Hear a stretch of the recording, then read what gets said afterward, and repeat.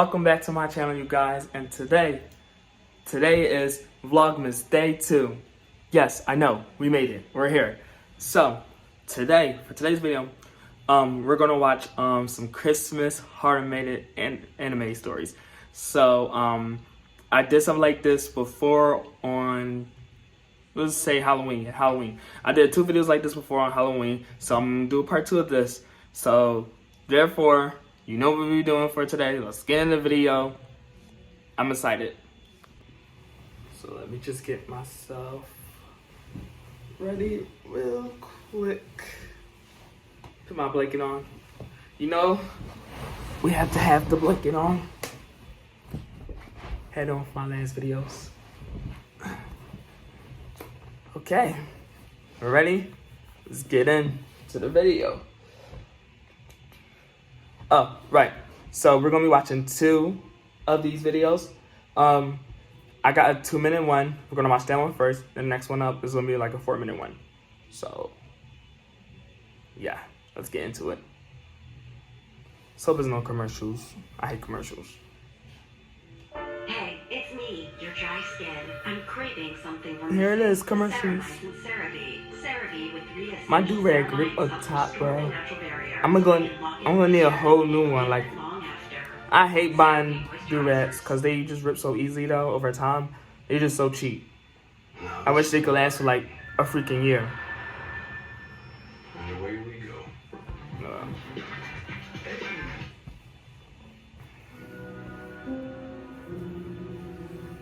Scary. This story took place about 5 years ago on Christmas Eve night.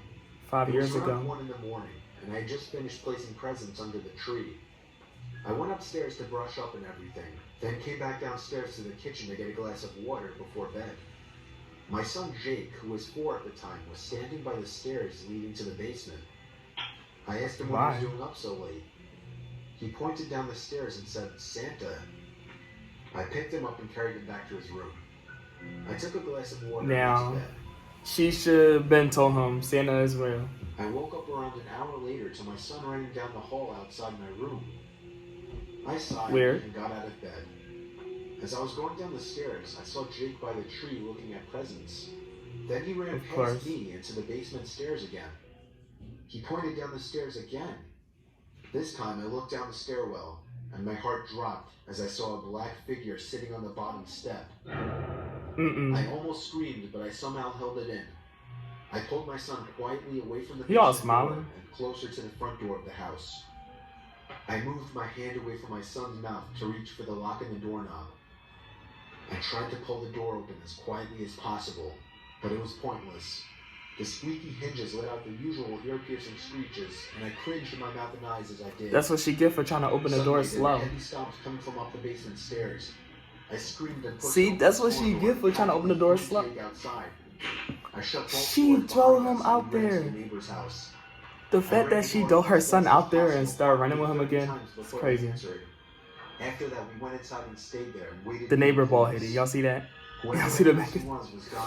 The neighbor bald-headed. After the police conducted a thorough investigation of the house, I ended up lying to Jake, telling him that actually was Santa Claus. But a few years later, he remembered the incident and became a little more wise to what actually happened. I mean, shoot. I'm not that stupid. I'll probably remember what happened too. Okay, y'all, that was like the 2-minute one. I would say it was good. It was okay. The sun creased me out. But we know why. Somebody was there. Okay, so now it's time to watch the second one. It's 4 minutes and it's 24 extra minutes, so let's get into it. Again with these commercials, bro. Why they change the skip at the bottom like different? I think YouTube updated. Yeah, I think YouTube updated.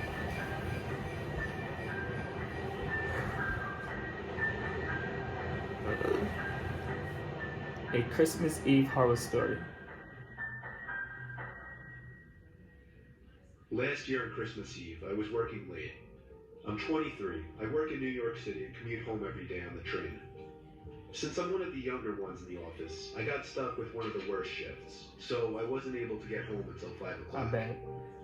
My family had already left a whole hour earlier to go to my cousin's house, so I had to drive alone. After having a quick snack before the half-hour drive, I got back in my car and put my cousin's address into my phone. Halfway through the drive, it started snowing. I got to my cousin's house around 6 o'clock. It was snowing heavily by this point, and I just made it in time to catch everyone starting dinner. I brought all of my gifts inside and cheerfully said hey to everyone. I stayed until around 11 o'clock. The rest of my family left a little sooner. I stayed an extra half hour or so just to hang out before leaving myself. By the time I was leaving, the ground had accumulated at least 2 feet of snow, and it wasn't even done snowing. Damn. The drive I remember those was days. nightmarish. I miss The those roads days. were hardly even plowed, Kind of like and I snow had to though, I ain't gonna drive lie. 20 I love miles snow per days. hour on most roads. Especially you get off of school. The roads were completely dead Snow at this days. point, though. Most likely because everyone was smart enough to go home before the snow accumulated. Eventually, I turned onto a main road that I'm sure would usually be bustling. But at 11:15 on Christmas Eve night, there wasn't a single car or a single light from the store. It was a ghost town. But then I did notice the flashing taillights of one car. It was parked on the side of the road, and the smoke seeping out from its exhaust with the taillights giving it a red tint. As I got closer, I realized there was somebody next to the car waving their hand in the air. I assumed something was wrong and they needed help. So, me being the good Samaritan I am, I pulled up behind the car. When I opened my door, the guy approached me immediately, barely even giving me time to step out. He was an average-sized man, probably 5'10", 180 pounds. He spoke in a very demanding voice, asking me if I know anything about fixing an engine. I hate people like I that. told him I didn't know much about cars. The guy responded very quickly to everything I said. He Must told be me it's nervous. fine. He went inside of his car for a second, popped open his trunk, came back out, and told me to just wait by the trunk for a second. Don't do I that. had no idea what Sounds he a was kidnap. gonna do. I was really confused. I bet you He was. walked over to the front of his car. It's time for you to get out there. The hood. I couldn't see anything he was doing since the trunk was blocking my view, and the loud wind of the snowstorm overpowered any small noises he might have been making. For real? I put I my would've hands heard in him. the back of the car and leaned my body in anticipation, when suddenly I heard 3 or 4 quick and aggressive footsteps in the snow behind me before I was pushed into the trunk. See? To close the trunk on Trying to me, kidnap but I you. kicked my feet up in resistance Yeah. and held it up. I'm about to say you're a grown ass man. You better not let him. Thank God you lose your feet because you better not let him kidnap you. You're a grown ass I man. had to get out of the trunk. I took out my keys. He tried to grab me. What do you put your keys out for? Key right into his neck. Oh, okay. I see. He fell to his knees and his scream echoed down the deserted street. But nah. I was in my car and halfway down the road before. Yeah, you better get out of there. I ain't gonna lie, I was about to start being freaked out. And reported the guy. I came back in 10 minutes to find blue and red lights illuminating the windows. The cops of got deserted stores. The police held him until the ambulance arrived for him.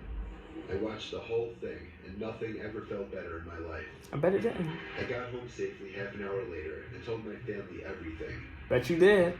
I was still very shaken that Christmas, and this remains possibly I would've been the too. most horrific thing I've ever experienced. Look at him, still opening Christmas gifts though. I was about to say though, like, he had me there because when he opened, I was about to say open. When he dig the keys out his pocket, like I was about to say, what the fuck you pulling the keys out for? Like, you're supposed to be running towards the car, get inside the car, dropping off with the keys. The keys need to be inside the car. So I was so confused when he did that. But he was kind of smart thinking, cause I guess you know the edge of the key is sharp, so he used it to jab him. So smart. You use y'all keys as weapons. Somebody trying to kidnap y'all. Remember that. Just stay out of the snowstorms, okay? Okay, that was the end of number 2 of the video. I would say this one was way better than the 2-minute one, cause like I feel like it's so much in genuine, like I don't know how to pronounce it right, in genuine, yeah, inside me, because like the moves that he make is like crazy. But this will be the end of the video. Stay tuned for part 2. Remember, like, subscribe, comment down below, and see you guys in the next one, okay? Peace. Vlogmas Day 2 complete. It's time for me to go. It's time for me to go.